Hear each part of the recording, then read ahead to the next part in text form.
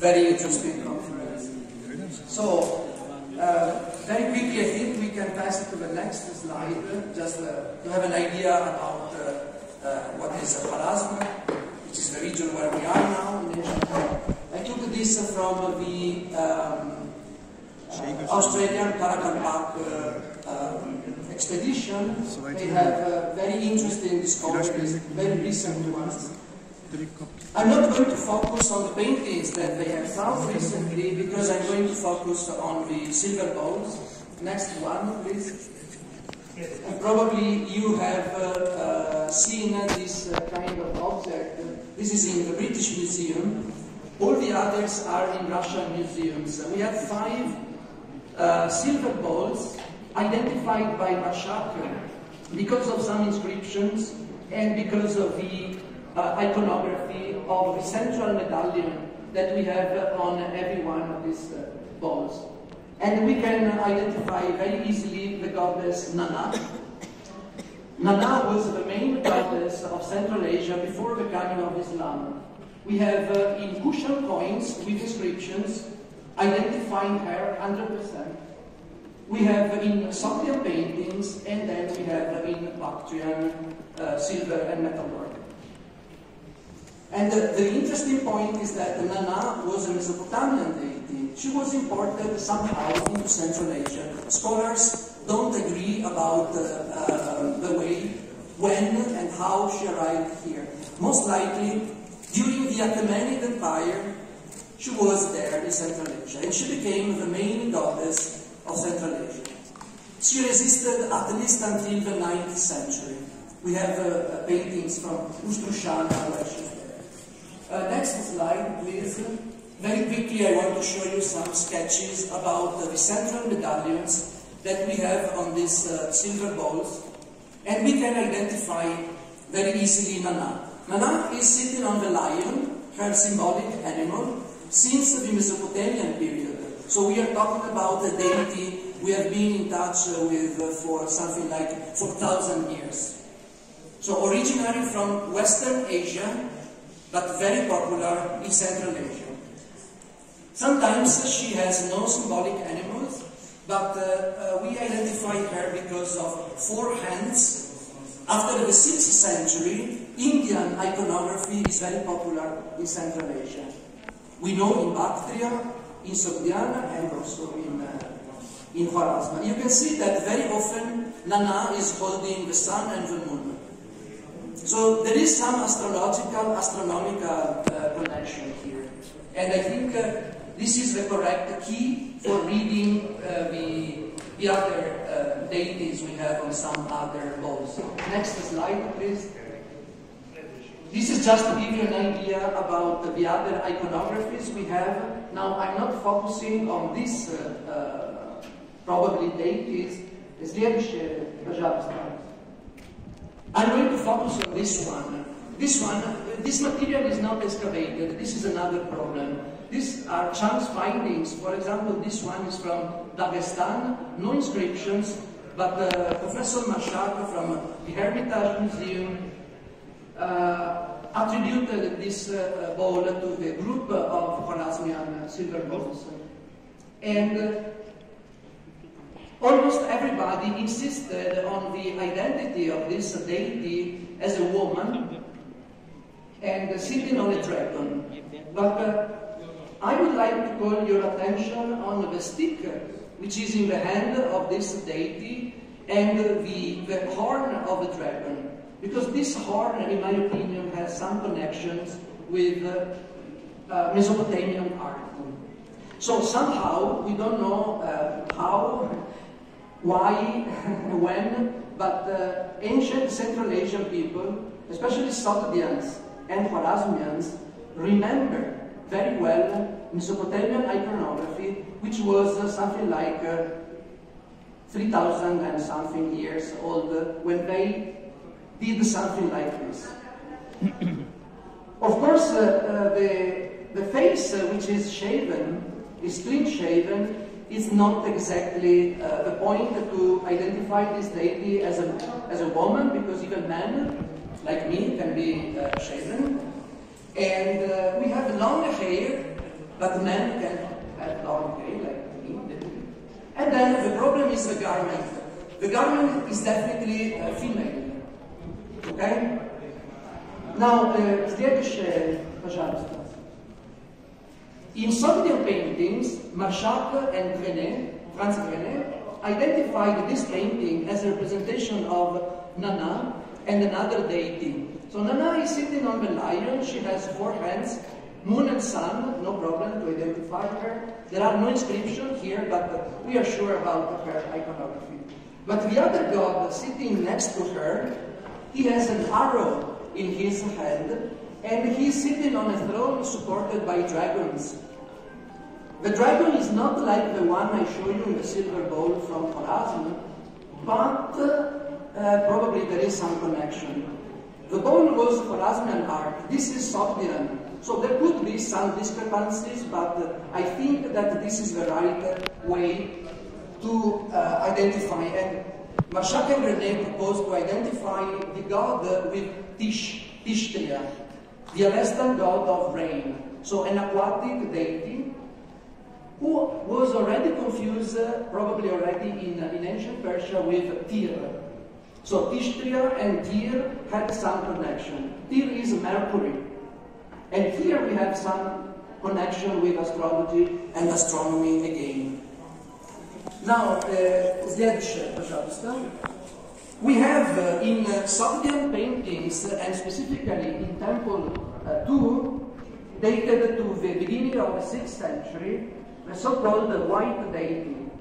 So once more, a deity identified as a woman because of a clean-shaven face and long hair, sitting on a dragon. And you see the dragon is coming out from the lower part of the right, but it's very interesting because next slide please. You see, behind the ears of this animal, we have this horn. It's a kind of curly horn or curved horn, which I think this is exactly what the Central Asian remember about Mesopotamian iconography. And next, please. And I think that the origin of this horn is from Mesopotamia. I know that I'm jumping from very big distances in geography and time, but Nana was a Mesopotamian goddess, so we are allowed, I think, to make this kind of comparison. And in the next slide, next please, this monster, this creature, was specifically the symbolic animal of Nabu. Nebu, he's also in the Bible, you know, he was the god of scribes. He corresponded to Egyptian thought, and he had this stick in his hand, which could have been transformed in Central Asia, you know, the stick for writing, okay? This stick could have been transformed in an arrow, which was the attribute of Tishtria and Tyr. And the dragon, somehow, Sogdians and Horezmians remembered. They transformed, of course, they rendered in another way, but they had pretty clear in their mind about this symbolic creature. So, the point is that not only Nabu corresponded to Tishtria for Iranian people, but Nabu was the husband of Nana in Mesopotamia.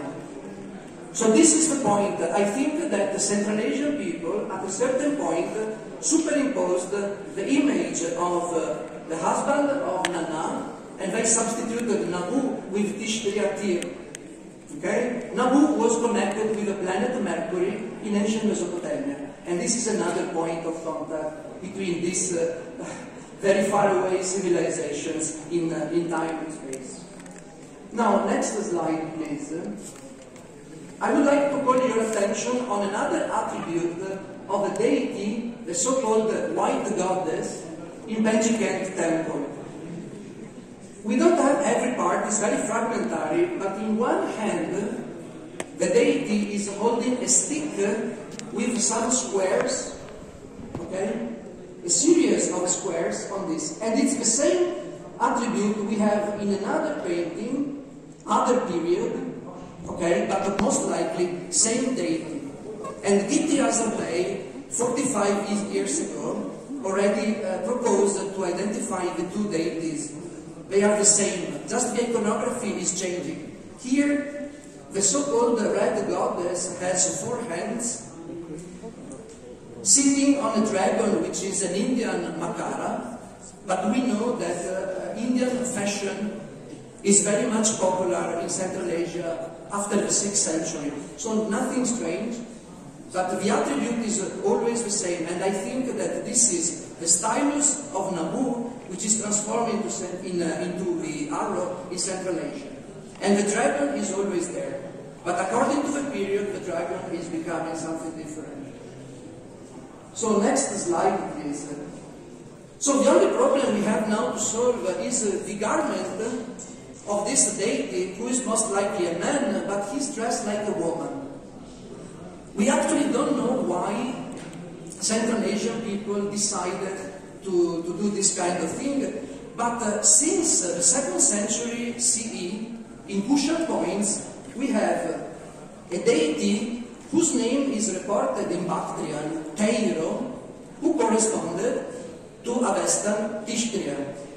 And he is an archer, again, arrow is very important, and he's a man, but he's dressed like a woman. The Kushans took the iconography of Artemis to represent this god.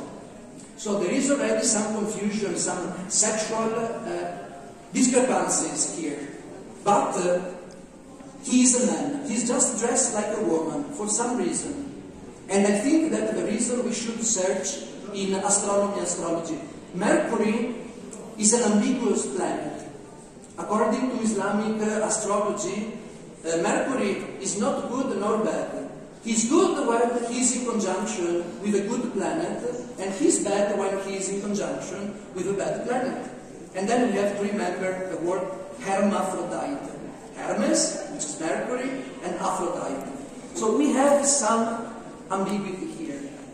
Anyway, of course, I don't have enough time to discuss about this problem. I see Masha is very happy. Next slide, please.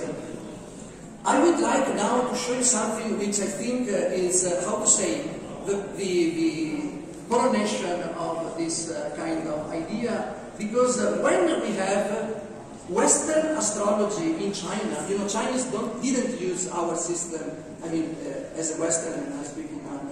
They have their own 12-animal system, but when they adopted the Western system, that we thought it was coming directly from India, they represented the planets sometimes in this way. And Mercury is very interesting. According to Chinese system, Mercury is a man. But you can see very easily, next slide please, he's dressed like a woman. So he's a man dressed like a woman. And again, the Chinese knew in astronomical sphere that, you see, she has in hand a pen, something to write, and a paper. So they remember that there is an intermediary, or an originary deity, connected with the scribes. And something very interesting is the monkey on the head. This is the baboon of Thoth, the Egyptian god. So somehow they remember these things, and we are in the 9th century. But before, the main idea was that so-called Western astrology was coming directly from India.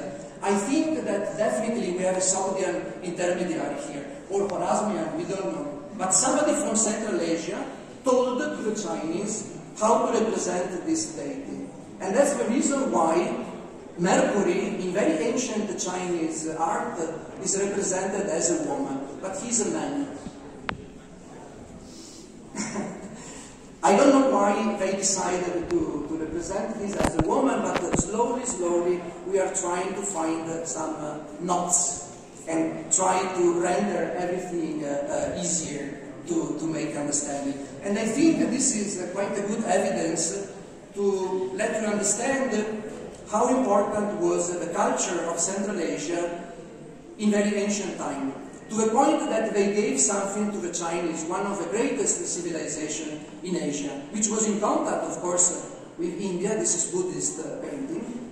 and with Central Asia. Central Asia was a little bit underestimated, I think, but this is definitely the proof that we had a great civilization here in Central Asia as well. Thank you for your attention. Спасибо большое.